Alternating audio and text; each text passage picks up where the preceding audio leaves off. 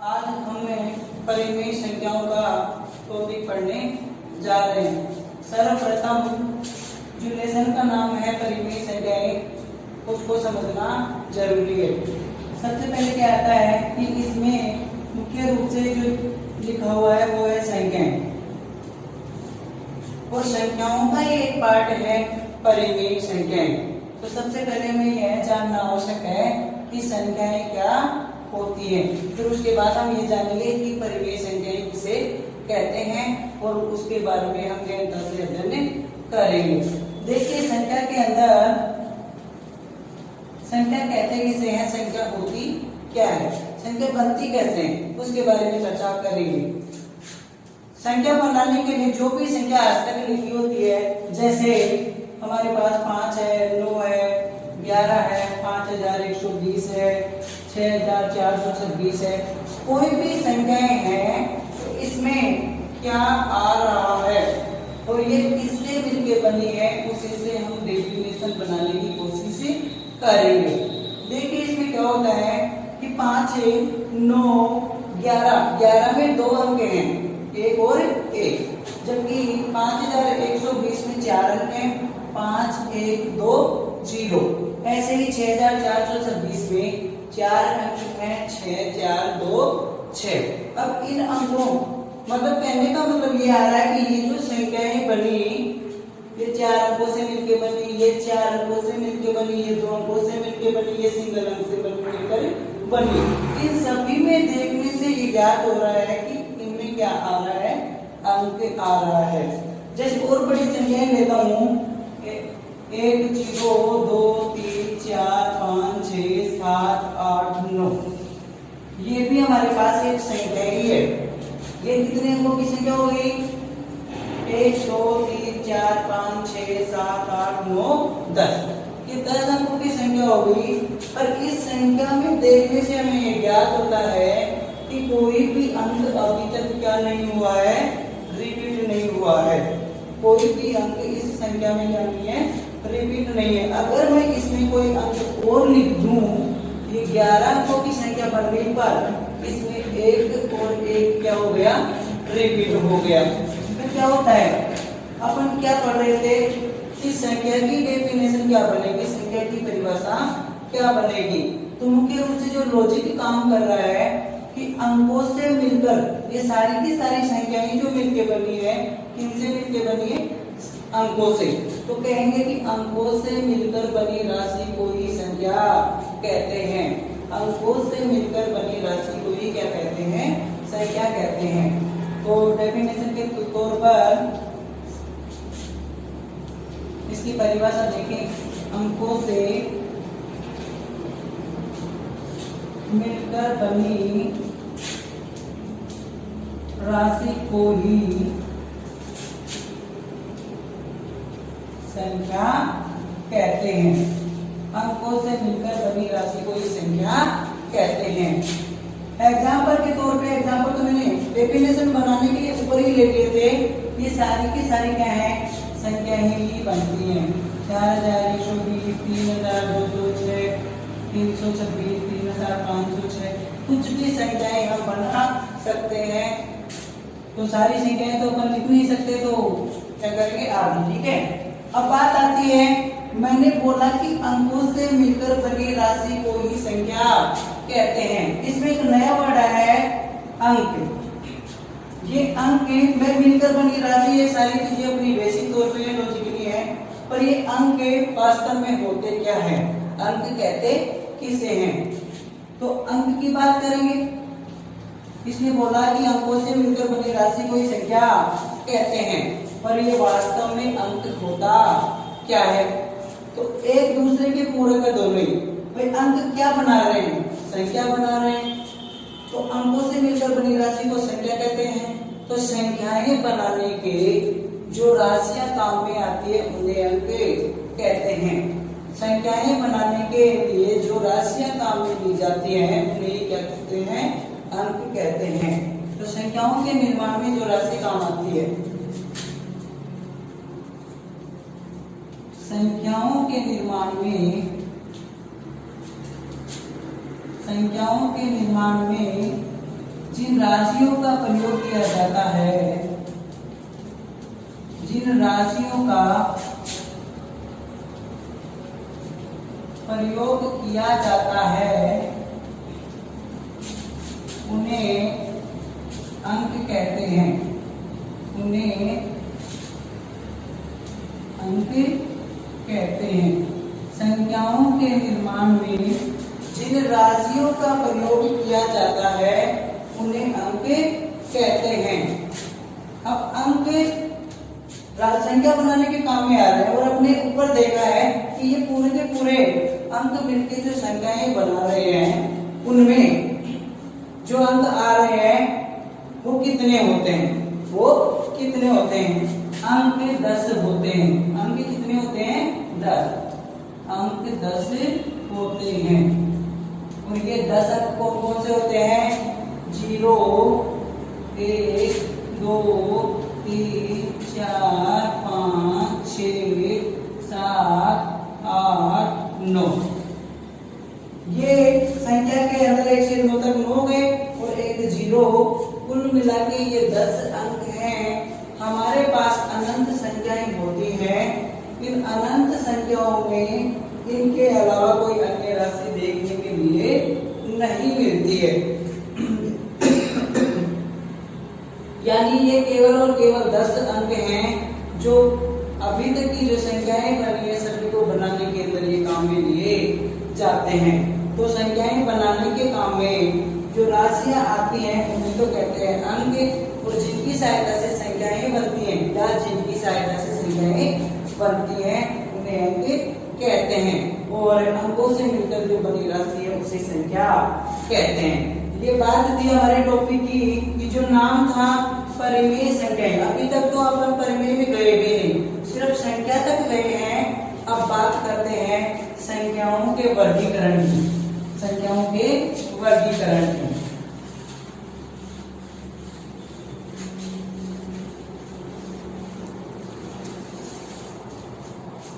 देखिए बच्चों, संख्याओं के वर्गीकरण में सबसे पहले स्टार्ट कहां से होता है? शुरुआत होती है प्राकृत संख्याओं से। सबसे पहले आती हैं प्राकृत संख्याएं। अपना क्या है भाई, इसमें जो नाम है उसको समझना और उसको समझते ही डेफिनेशन बनाना। अगर ये सीख गए तो लगभग चीजें क्लियर हो जाती है। देखिए सबसे पहले आता है प्राकृत। जो शब्द है उसको समझिए, प्राकृत। अगर मैं इसको तोड़ता हूं तो ये 2 भागों में टूटेगा, प्रा प्लस कृत। प्रा का मतलब है वैसे हो या न हो, पर अब हम क्या कर रहे हैं, शब्द की जानकारी ले रहे हैं कि हमको रटना नहीं पड़े। प्रा का मतलब यहाँ प्रारंभ, प्रा का मतलब होगा प्रारंभ। और कृत संस्कृत में जो धातु होती है उसका मतलब होता है करना, प्रारंभ करना। पढ़ क्या रहे हैं हम? संख्याएं। अपन पढ़ाई संख्याओं की कर रहे हैं और प्रारंभ करना। एक बच्चा जब स्कूल में जाता है, छोटा रहता है, तो गिनती शुरू कहां से करता है? हमने भी पढ़ा है, छोटे बच्चे भी पढ़ते हैं, वो जो पढ़ के आगे चले गए सबने लगभग गिनती जो शुरू की है वो कहां से शुरू की है? 1 से। यानी एक बच्चा गिनती प्रारंभ करता है 1 से और सीखता जाता है। अब इनका कोई अंत तो है नहीं कि इनको सीख के वो बीच में छोड़ देगा। जो उसकी स्टेज बढ़ेगी लास्ट में जाके अगर वो पढ़ेगा तो ये संख्याएं कहां तक चलती जाएंगी? डॉट डॉट टू अनंत। मतलब कहने का मतलब ये है कि 1 से शुरू होकर अनंत तक जाने वाली संख्याओं को प्राकृत संख्या कहते हैं। तो इसकी जो परिभाषा बनेगी वो होगी 1 से शुरू होकर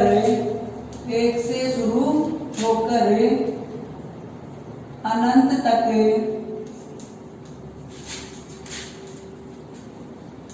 चलने वाली संख्याओं को 1 से शुरू होकर अनंत तक चलने वाली संख्याओं को प्राकृत संख्याएं कहते हैं। 1 से शुरू होकर अनंत तक चलने वाली संख्याओं को प्राकृत संख्याएं कहते हैं। अब अब इसमें एग्जाम्पल के तौर पर कोई एक आधा एग्जाम्पल तो है नहीं, ये पूरी ही आएंगी। तो कहने का मतलब 1 2 3 4 5 6। अब पूरी की पूरी संख्याएं तो मैं उतार नहीं सकता, क्योंकि अनंत तक कहीं तो लिखते लिखते ही टॉपिक पूरा हो जाएगा।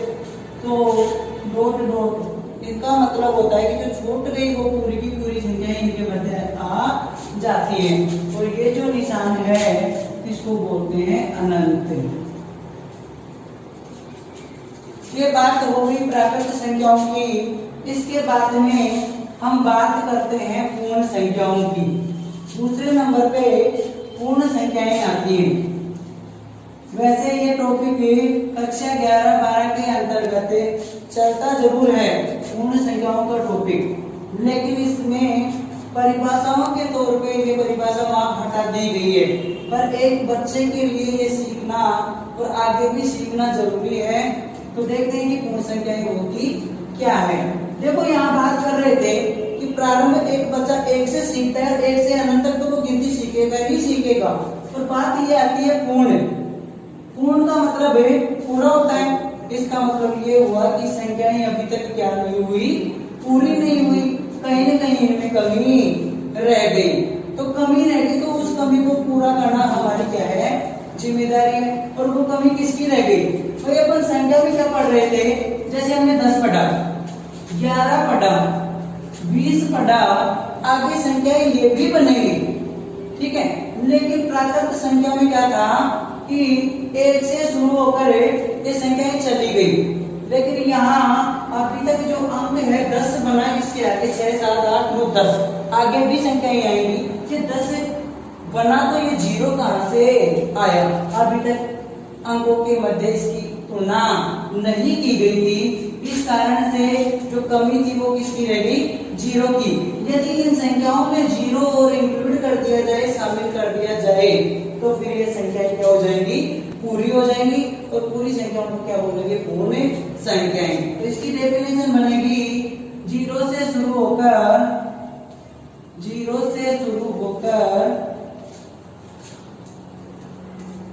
अनंत तक, 0 से शुरू होकर अनंत तक चलने वाली संख्याओं को पूर्ण संख्याएं कहते हैं। 0 से शुरू होकर अनंत तक चलने वाली संख्याओं को पूर्ण संख्याएं कहते हैं। इसका मतलब है, यहाँ लिखा था, इसका मतलब होता है अनंत।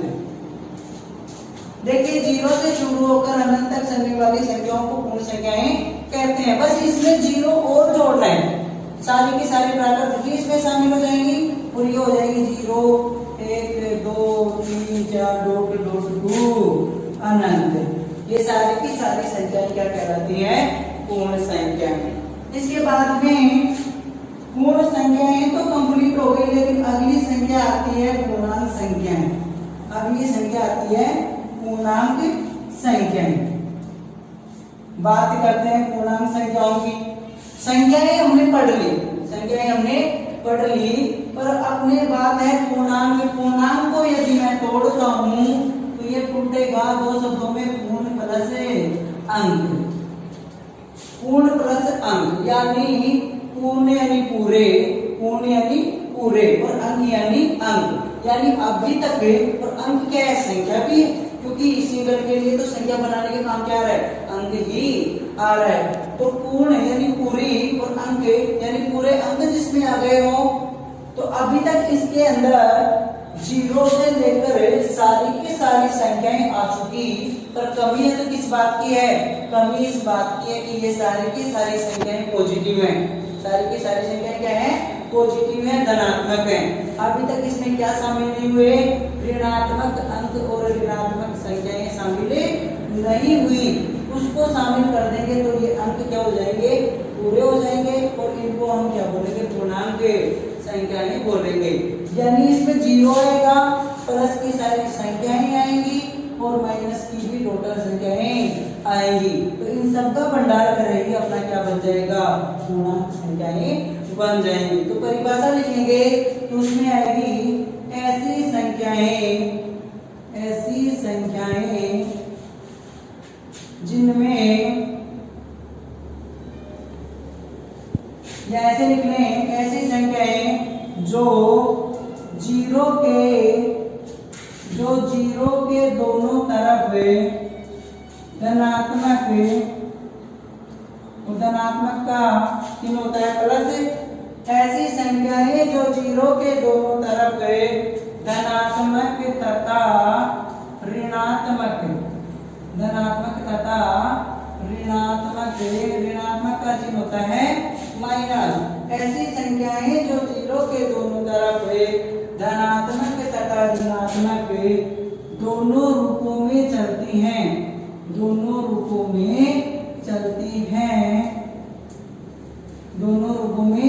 चलती हैं तथा, अब बात करते हैं कि जीरो के दोनों तरफ की बात हुई है, यानी जीरो से राइट साइड और लेफ्ट साइड की बात हो चुकी है, लेकिन अभी तक जीरो की बात इस डेफिनेशन के अंदर नहीं हुई है। बात ये हुई है कि ऐसी संख्याएं जो जीरो के दोनों तरफ, यानी दोनों तरफ में, एक तरफ राइट साइड में पॉजिटिव चलेंगी, धनात्मक चलेंगी, और लेफ्ट साइड में नेगेटिव चलेंगी, तथा अब इनमें जीरो तो शामिल हो गई होगा, जीरो के बिना में बाकी संख्याएं कैसे बनेंगी, तथा जिनमें जीरो भी शामिल होता हो,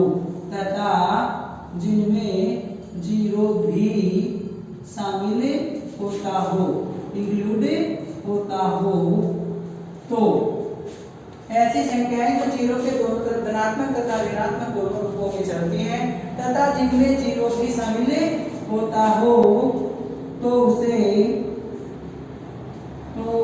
पूर्णांक संख्याएं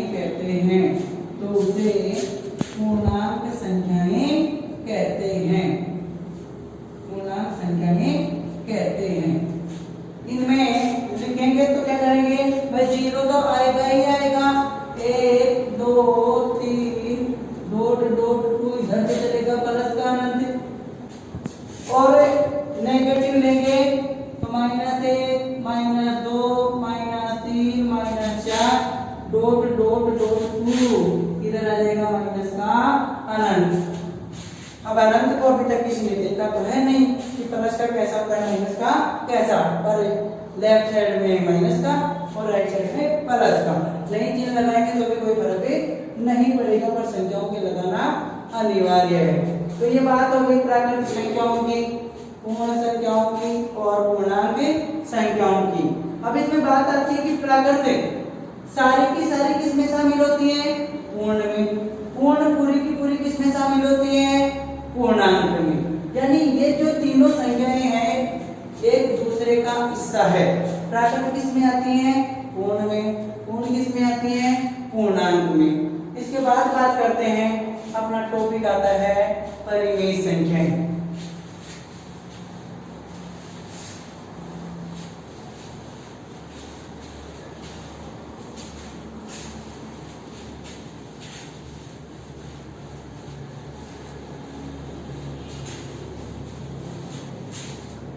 अब बात करते हैं परिमेय संख्याओं की। परिमेय संख्याएं,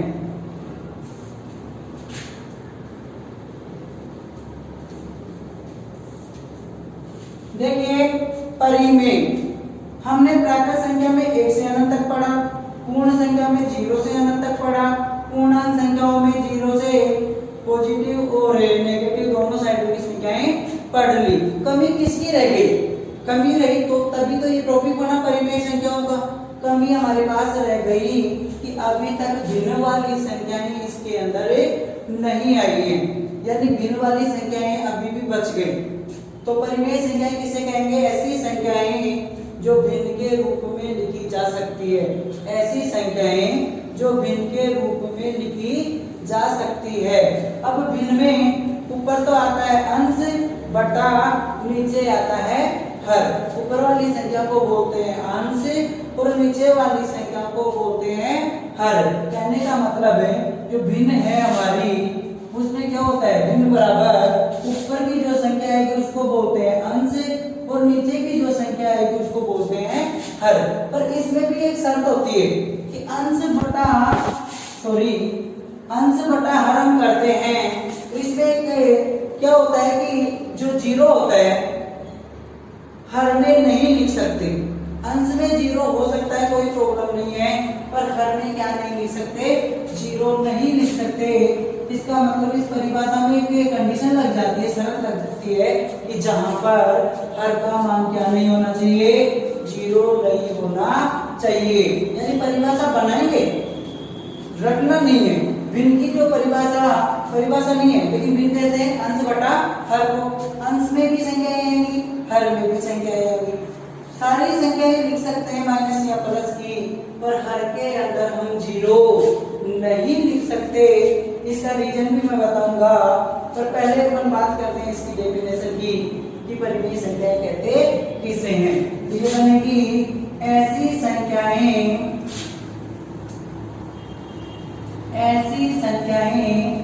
जो भिन्न के रूप में, जो भिन्न। अब भिन्न को अपनी बुक में क्या माना गया, पी बटा क्यू। यानी अंश को तो उसने क्या माना, पी, और हर को उसने क्या माना, क्यू। वैसे एबीसीडी में, बारगड़ी में, क्या करने में अपन इसकी जगह कोई भी अक्षर काम में ले सकते हैं, पर बुक में मान रखा है ऐसी संख्याएं जो भिन्न है। वह भिन्न तो है ही है, लेकिन उसने मान रखा है पी बटा क्यू। इस पी बटा क्यू का मतलब भी वही होगा, पी का मतलब अंश और क्यू का मतलब है हर। ऐसी संख्याएं जो भिन्न के रूप में लिखी जा सकती हैं। ऐसी संख्याएं जो भिन्न के रूप में लिखी जा सकती हैं। अब भिन्न के अंदर तो बटे में जीरो भी आएगा, लेकिन हमारी कंडीशन है कि जीरो नहीं आना चाहिए। तो ऐसी संख्याएं जो भिन्न के रूप में लिखी जा सकती है या पी बटे क्यू के रूप में लिखी जा सकती हैं, जहां पर हर, और हर को इसने क्या माना, क्यू। जहां पर Q is not equal to zero, जहां पर क्यू का मान, तो इसको अगर हिंदी में लिखें, जहां पर क्यू का मान जीरो नहीं होना चाहिए, नहीं होना चाहिए। ऐसी संख्याएं जो भिन्न के रूप में लिखी जा सकती हैं, जहां पर क्यू का मान जीरो नहीं होना चाहिए, तो उन्हें परिमेय संख्याएं कहते हैं। तो उन्हें परिमेय संख्याएं कहते हैं। ऐसी संख्याएं जो पी बटे क्यू के रूप में लिखी जा सकती है, जहां पर क्यू का मान जीरो नहीं होना चाहिए, तो उन्हें परिमेय संख्याएं कहते हैं। जैसे में बात करें तो जो प्राकृत संख्या आती है, 1 2 3 4 चलती रहेंगी। पूर्णांक में क्या आएगा, जीरो आएगा, वो भी लगा लो, ठीक है। अब पूर्णांक में, पूर्ण में जीरो आएगा, पूर्णांक में क्या आएगा, -1 -2 -3 8, ये सारी की सारी, इनमें क्या आ गया, जीरो आता है, पूर्ण संख्या आ गई। अपने पास 1 2 3 से शुरू हुई, प्राकृत आ गई, और ये माइनस की संख्या में मिल गई तो पूर्णांक तक आई। यानी प्राकृत, पूर्ण और पूर्णांक। प्राकृत किसमें आती है, पूर्ण में, पूर्ण किसमें आती है, पूर्णांक में। ये पूरी की पूरी पूर्णांक संख्याएं तो मैंने लिखी, जितनी भी लिख सकते हैं, बस की बात को उतनी। सभी के बटे में लगा तो कुछ नहीं है, पर यदि मैं इनके बटे में, सबके बटे में 1 लगा दूं तो कोई फर्क नहीं पड़ेगा, क्योंकि 1 का भाग किसी भी संख्या में देते हैं तो वही संख्या प्राप्त हो जाती है। इस कारण से इन संख्याओं के बटे में क्या नहीं लगा होता, 1 नहीं लगा होता है। जबकि वास्तव में देखा जाए तो इनके बटे में 1 हमेशा रहता है, क्योंकि 1 का भाग किसी भी संख्या में देते हैं तो वही संख्या प्राप्त हो जाती है। इसका मतलब पूरी की पूरी प्राकृत संख्या, पूर्ण संख्या और पूर्णांक संख्याएं वास्तव में परिमेय संख्याओं का ही हिस्सा है। पहले भी बताया था कि प्राकृत किस में चली गई, पूर्ण में, पूर्ण किस में चली गई, पूर्णांक में, और पूर्णांक सारी की सारी किसमें आ गई, परिमेय में। यानी यहाँ तक की जो संख्याएं हैं जो अभी तक हमने पढ़ी, सारी की सारी परिमेय संख्याएं कहलाई। इसके अलावा बटे में 1 ही थोड़ी आ सकता है, कोई भी संख्या हो सकती है। 1/2 हो सकता है, 1/4 हो सकता है, 5/3 हो सकता है, -8/5 हो सकता है, -2/7 हो सकता है। अब सारी संख्याएं तो लिखी जा नहीं सकती, तो यही विराम देते हैं आगे लगा के, ताकि हमें पता चल जाए। तो यहाँ तक की बात होगी, प्राकृत पढ़ ली, पूर्ण पढ़ ली, पूर्णांक पढ़ ली, परिमेय पढ़ ली। अब परिमेय संख्याओं में आगे और चलता है, यहाँ परिभाषा सीमित हो गई यहीं तक में कि भाई हर का मान 0 क्यों नहीं होता, क्योंकि बटे में 0 आते ही, क्योंकि बटे में 0 आते ही, जैसे अगर मैं करता हूँ 4 लिख के इसके बटे में 0 कर दो, अगर हर का मान 0 नहीं करूंगा, नहीं लिखूंगा तो 0 आएगा, और अगर बटे में 0 आ गया तो 0 का भाग किसी भी संख्या में दो तो उसका मान कितना आता है, अनंत आता है। और अनंत को तो आज तक किसी ने देखा ही नहीं, तो उसको p बटे q के रूप में कैसे लिखेंगे, जब तक देखा ही नहीं, क्योंकि अनंत तो एक कल्पना ही तो है, तो उसको हम p बटे q के रूप में लिख नहीं सकते। इस कारण से इन सभी के बटे में 0 नहीं आ सकता। इसके अलावा बड़ी क्लासों के लिए एक मान्यता और है कि भाई 0 बटा 0 यानी अंश का मान तो 0 हो सकता है, हर का मान भी 0 नहीं हो सकता। कई बच्चे पूछ लें कि सर 4 के बटे में तो 0 लगा दिया आपने, 4 के बटे में तो आपने 0 लगा दिया, लेकिन अगर 0 बटा 0 करें तो इसका मान क्या आएगा, तो भाई इसका मान अभी तक किसी को पता है भी नहीं। इसको बोलते हैं अनिर्धारीय रूप। इसको क्या बोलते हैं, अनिर्धारीय रूप, यानी अभी आंसर की खोज चली रही है, आएगा तो पता चल जाएगा, वरना 0 बटा 0 एक अनिर्धारीय रूप कहलाता है, यानी अभी तक इसका आंसर निर्धारित नहीं हुआ है, लेकिन बाकी सभी के बटे में 0 आएगा। ये आ गया वो भी कोई बात नहीं, क्योंकि आंसर तो हमें मिल नहीं रहा, और सभी के बटे में 0 आएगा तो उसका मान अनंत आएगा, अनंत आपने देखा ही नहीं, और परिमेय संख्या तो बिल के रूप में लिखी जाती है, अनंत को देखा ही नहीं तो उसको बिल के रूप में नहीं लिख सकते। इसके बाद में अपरिमेय संख्या और वास्तविक संख्या और बच गई, फिर अपन परिमेय संख्याओं के ऊपर विस्तार से चर्चा करेंगे। आज के लिए